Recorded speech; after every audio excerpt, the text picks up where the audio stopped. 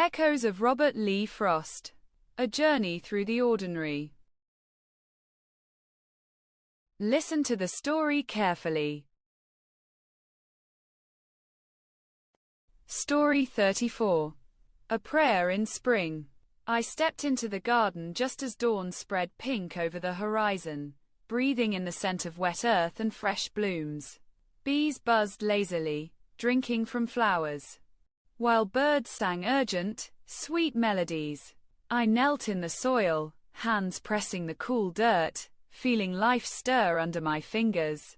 Children ran nearby, chasing butterflies, their laughter blending with the hum of spring. I whispered thanks aloud, not for anything grand, but for green shoots, warm sunlight and the steady pulse of the season returning. Across the hills, streams glittered, trees stretched skyward, and I felt the quiet rhythm of life, eternal and patient. Evening came, soft and pink, and I walked home slowly, heart light, carrying a prayer woven not from words alone but from noticing the small, miraculous awakenings of spring.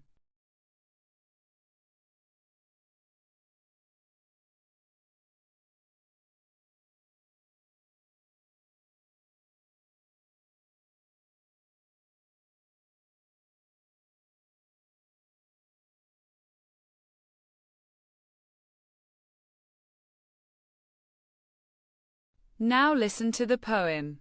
Dawn spreads pink across the land, wet earth and blooms beneath my hand.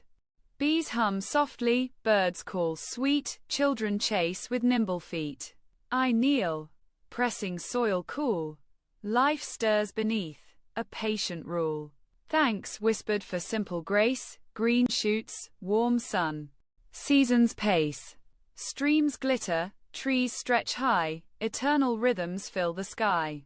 Evening pink, I walk home slow, heart light with the springtime's glow. Prayer flows through noticing small miracles rise in life's quiet call.